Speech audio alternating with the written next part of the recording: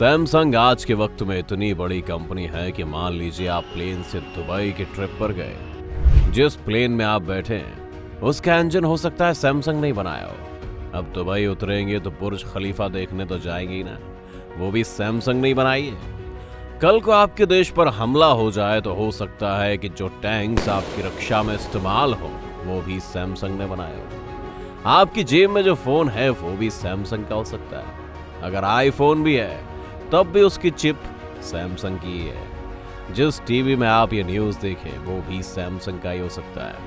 आपकी कार से लेकर फ्रिज तक सैमसंग ब्रांड कहीं ना कहीं कब्जा करके बैठा हो सकता है। कहने का मतलब ये है कि सैमसंग ने अपनी जड़ें हमारी आज की ग्लोबल इकोनॉमी में इतनी गहरी कर ली है कि जहां खोदो एक ही पेड़ है। पर इतना सब हुआ कैसे? क्या आप जानते हैं? साउथ कोरिया की इस कंपनी के विकास के पीछे की कहानी शुरू होती है एक भयानक जंग से। वही जंग जिसने हमेशा हमेशा के लिए कोरिया के धूल से कर दिया। आइए आज के इस वीडियो में जानते हैं कैसा था सैमसंग का सफर। बात यूं तो 1938 की है।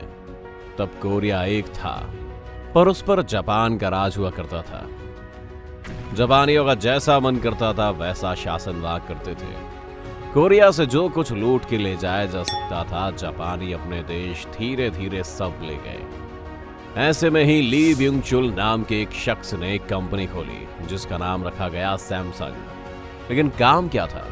शायद आप यकीन ना माने पर सैमसंग कंपनी को एक ट्रांसपोर्ट कंपनी के रूप में स्टैब्लिश किया गया था जो ज्यादातर सब्जी, सूखी मछली और बाकी तरह की चीजें इधर से उधर किया करती थी। काम कुछ खास नहीं था और कोरियन बिजनेसमैन होने की वजह से ली का भविष्य जापान अधिकृत कोरिया में देखने पर ज्यादा उज्जवल भी नहीं लगता था। पर फिर कंपनी की लोकेशन काम में आ गई। दरअसल ये कंपनी मसा नाम के शहर में स्थित थी और यहाँ एक बंदरगाह था जिसे कोरिया का एग्जिट पॉइंट माना जाता था। यहीं से जापानी अपना चुराया हुआ माल वापस अपने देश की ओर भेजते थे। ली को वो काम मिल गया और काम के साथ मिली कुछ और सुविधाएं। धीरे धीरे ली ने अपनी जानकारी बढ़ाई और जापानी सत्ता के लोग उसके पक्ष में आ गए, जिस वजह से उसे जापानी बैंकों से लोन जैसी सुविधाएं बड़ी आसानी से मिलने लगी और काम चल पड़ा। जल्दी 1945 में जापान ने विश्व युद्ध में हथियार डाल दिए और फलस्वरूप कोरिया भी आजाद हो गया। पर कोरिया के आजाद होते ही उस वक्त के सोवियत संघ और अमेरिका, ब्रिटेन जैसे पूंजीवादी देशों में बंदरबांट शुरू हो गया और उत्तरी कोरिया को रूस से सपोर्ट मिलने लगा और दक्षिण कोरिया को पूंजीवाद देशों का। दोनों जगह अलग सरकारें बनी और दोनों ने ही दावा ठोक दिया कि वही समूचे कोरिया की सरकार है। माहौल गर्म था और इसी बीच उत्तरी कोरिया ने दक्षिण कोरिया पर हमला कर दिया और कोरियन वॉर का आगाज हुआ।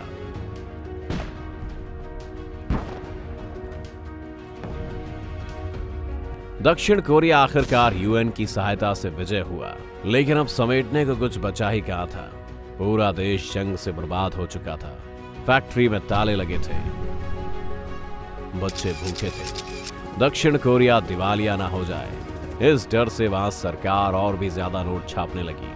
पर कुछ ही वक्त में पासा उल्टा पड़ता दिखने लगा और वहां की करेंसी की कीमत और भी गिरने लगी। कुछ और बुरा होता इससे पहले ही पुराने साथी अमेरिका ने कोरिया का हाथ थामा और अगले कुछ सालों तक $3 बिलियन की मदद भेजता रहा। अब झोल सारा इसी पैसे का था। दक्षिण कोरिया के पहले राष्ट्रपति सियांग मैन री ली के अच्छे दोस्त थे, जिस वजह से ज्यादातर ये पैसा सैमसंग को ही जाता रहा। उसी वक्त निर्यात के कड़े नियम से भी सैमसंग को राहत दी गई और उन्हें स्क्रैप आयरन एक्सपोर्ट करने की खुली छूट दे दी, जिससे ली ने कंपनी के खजाने भरे। सैमसंग ने अमेरिकी मदद से आए पैसों से पुरानी खंडर हो चुकी फैक्ट्रियों में नई जान डाली और चीनी और टेक्सटाइल के कारखाने लगाए। सरकार से मिलते लगातार सपोर्ट ने सैमसंग को धीरे धीरे और मजबूत कर दिया। पर यह सहायता यहीं पर नहीं रुकी। नई कोरियन सरकार तो जैसे ली की बिल्कुल मुट्ठी में थी। ली ने सरकारी बैंकों से कर्ज उठाना शुरू किया और देखते ही देखते सैमसंग ने इतनी तरक्की कर ली कि जिन बैंकों से उन्होंने लोन लिया था ली ने उन्हीं 3 बैंकों को खरीद लिया। सैमसंग ने इन बैंकों को अपने अधिकृत करने के बाद इंश्योरेंस और केमिकल सेक्टर्स में भी पांव पसारे और कोई प्रतिद्वंदी ना होने के कारण यहाँ भी उन्हें कोई खास दिक्कत नहीं आई। पर फिर कुछ ऐसा हुआ जो सैमसंग के अस्तित्व पर खतरा बन सकता था। 1961 में ली के दोस्त की सरकार को बर्खास्त कर दिया गया और दक्षिण कोरिया में सैन्य तानाशाही का उदय हुआ। सत्ता के बदलते ही जिस रफ्तार के धीमे होने का अंदेशा था, ली ने उससे ही विपरीत कुछ कर दिखाया। ली का कद अब इस कदर कोरिया में बढ़ चुका था कि उन्होंने नई सरकार को ही अपना नया मित्र बना लिया। इस मित्रता का सबसे बेहतरीन उदाहरण मिलता है साल 1969 में, जब सरकार ने इलेक्ट्रॉनिक्स के उत्पादों पर 50% टैक्स की छूट दे दी। मजेदार बात यह है कि उस वक्त देश में बड़े स्तर पर इलेक्ट्रॉनिक्स के उत्पाद करने वाली केवल एक ही कंपनी थी। जी हाँ, आप सही समझे, सैमसंग इलेक्ट्रॉनिक्स। अगर आप पूछे कि सरकार की इनसे इतनी घनिष्ठ मित्रता थी तो ये रियायत देने में 1961 से 1969 के बीच 8 साल क्यों लग गए, तो जवाब यह है कि सैमसंग इलेक्ट्रॉनिक्स का गठन ही साल 1969 में हुआ था। खैर, विस्तार के लिए जो भी रास्ता चुना गया हो, कुछ ही वक्त में टीवी और वॉशिंग मशीन जैसे प्रोडक्ट्स घर घर में पहुंचाकर सैमसंग ने खुद को कोरियाई आधुनिकता के प्रतीक के रूप में स्थापित कर दिया। और यह ग्रोसरीज को इधर से उधर करने वाली छोटी सी कंपनी अब देश विदेशों तक अपना सामान बेचने लगी।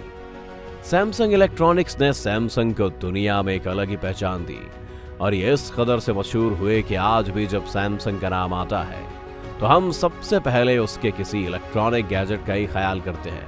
अगर सैमसंग के बाकी कामों पर नजर डाली जाए तो सैमसंग 1980 तक सेमीकंडक्टर चिप्स, जो हम सभी के इलेक्ट्रॉनिक डिवाइसेस में लगी होती है, उसके सबसे बड़े उत्पादकों में से एक बन गया।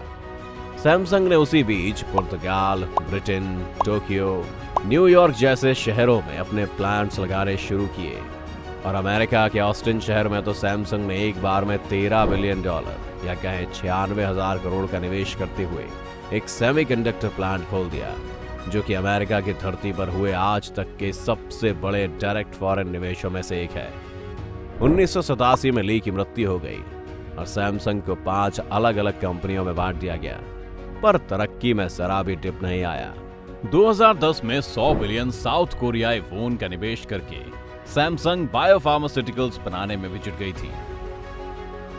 2 साल बाद यानी 2012 में नोकिया को पछाड़ते हुए सैमसंग दुनिया का सबसे बड़ा फोन मैन्युफैक्चरर बन गया। 2018 में सैमसंग ने भारत की ओर भी रुख किया और नोएडा में दुनिया की सबसे बड़ी फोन मैन्युफैक्चरिंग फैसिलिटी को भी लॉन्च किया, जिसका उद्घाटन खुद प्रधानमंत्री मोदी ने किया था। फिलहाल सैमसंग का वर्चस्व केवल बढ़ता ही दिखता है। वॉशिंगटन पोस्ट के एक आर्टिकल रिपब्लिक ऑफ सैमसंग की माने तो आज के वक्त में दक्षिण कोरिया के जीडीपी में अकेले सैमसंग का योगदान 17% है। सैमसंग द्वारा बनाई जाने वाली चीजों की अगर एक लिस्ट बनाई जाए तो उसमें आपको जंग के लिए इस्तेमाल होने वाले टैंक, बड़ी बड़ी इमारतें, हाईटेक गैजेट्स, कॉस्मेटिक्स, दवाइयाँ, जेट इंजन्स, थीम पार्क और न जाने सोच से परे ले जाने वाले और कितने ही प्रोडक्ट्स मिल जाएंगे। ये सच है कि सैमसंग के सर पर हमेशा सरकारों का हाथ रहा, पर वक्त के साथ निरंतर खुद को बदलते रहना और मौकों को भुनाने की कला को हम सैमसंग से बेहतर और क्या सीख सकते हैं। अगर आप भी सैमसंग को लेकर हमारी रिसर्च में और वृद्धि करना चाहें तो हमें कमेंट्स या सोशल मीडिया पर लिख सकते हैं। और अगर आज की वीडियो पसंद आई हो तो इसे लाइक और शेयर जरूर करें। साथ ही चैनल को सब्सक्राइब करना ना भूलें और बेल आइकन दबाकर हमारा हौसला बढ़ाएं। चलिए फिलहाल के लिए बस इतना ही। जल्द लौटेंगे एक और रोचक कहानी के साथ। आपका बहुत बहुत शुक्रिया।